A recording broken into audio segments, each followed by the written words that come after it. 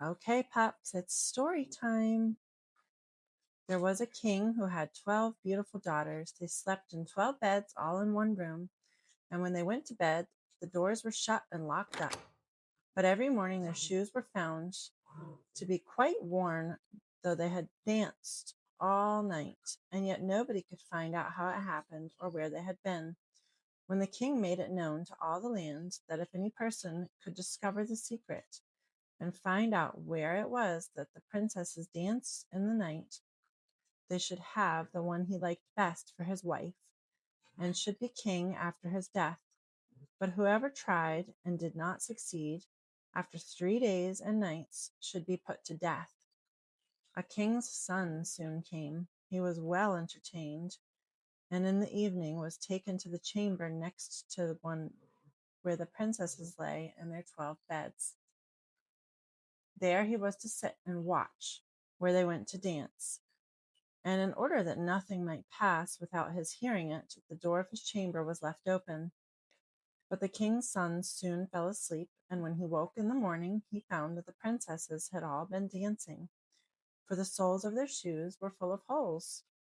The same thing happened the second and third night. So the king ordered his head to be cut off. After him came several others, but they all had the same luck, and all lost their lives in the same manner. Now it chanced that an old soldier, who had been wounded in battle and could fight no longer, passed through the country where this king reigned, and as he was traveling through a wood, he met an old woman, who asked him where he was going. "I hardly know where I am going, or what I had better do," said the soldier, "but I think I should like very well to find out where it is that the princesses dance, and then in time I might be a king." "Well," said the old dame, "that is no very hard task. Only care not to drink any of the wine which one of the princesses will bring you in the evening, and as soon as she leaves, you pretend to be fast asleep." Then she gave him a cloak and said, "As soon as you put that on, you will become invisible, and you will then be able to follow the princesses wherever they go." When the soldier heard all this good counsel, he determined to try his luck. So he went to be the king, and said he was willing to undertake the task.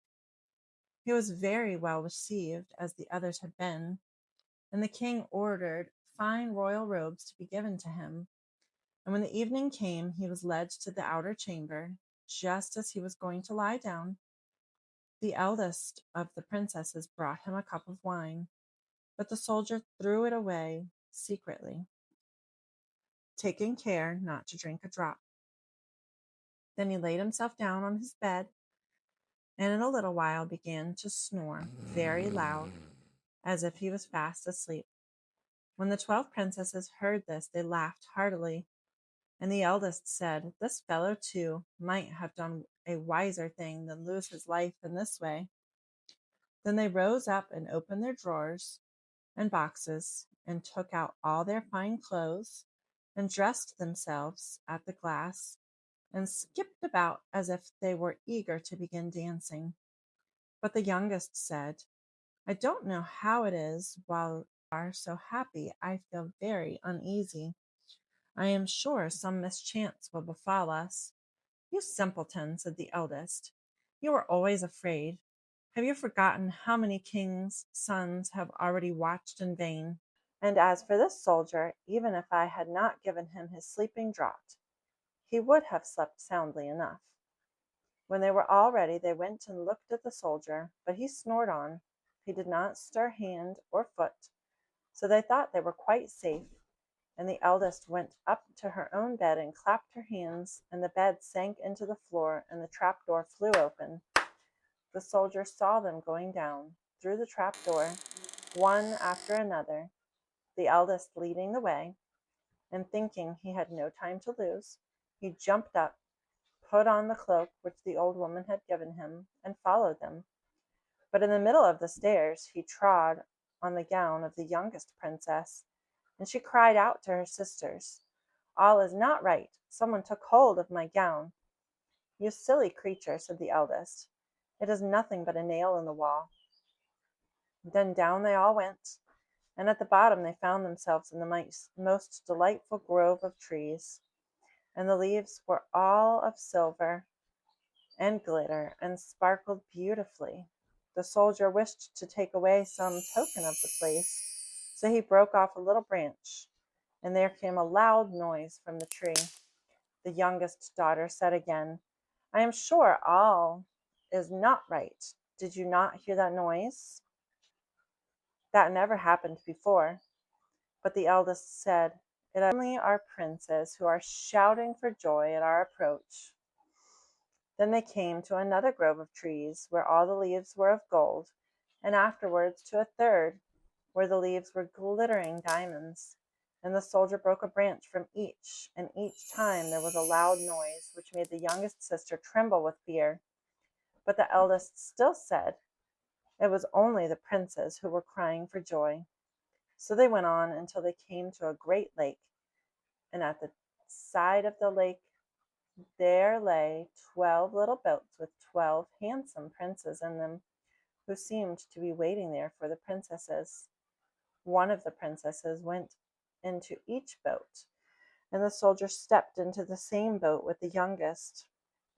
As they were rowing over the lake, the prince who was in the boat with the youngest princess and the soldier said, "I do not know why it is, but though I am rowing with all my might, we do not get on so fast as usual, and I am quite tired. The boat seems very heavy today." "It is only the weather," said the princess. "I feel it very warm too."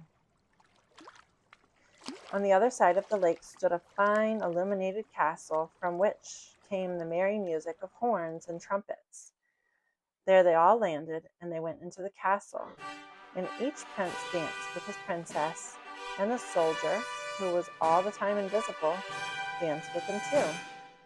And when any of the princesses had a cup of the wine set by her, he drank it all up, so that when she put the cup to her mouth, it was empty.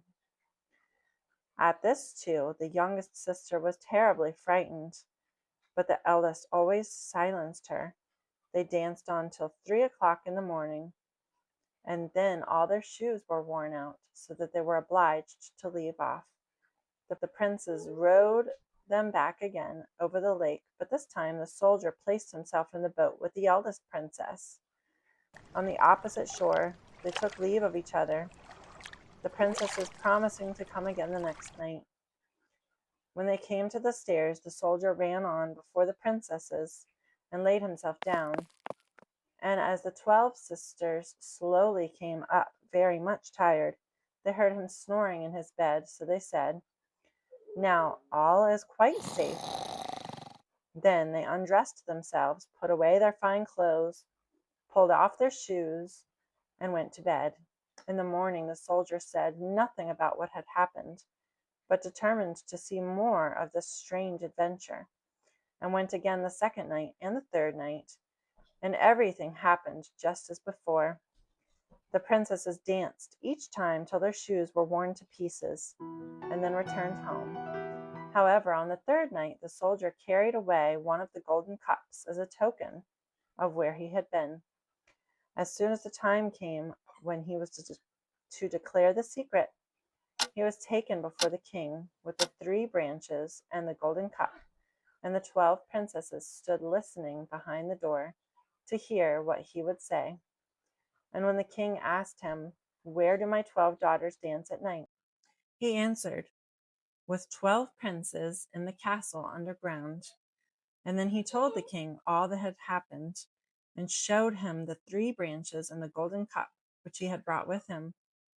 Then the king called for the princesses, and asked them whether what the soldier said was true. And when they saw that they were discovered, and that it was of no use to deny what had happened, they all confessed it. And the king asked the soldier which of them he would choose for his wife, and he answered, "I am not very young, so I will have the eldest." And they were married that very day, and the soldier was chosen to be the king's heir.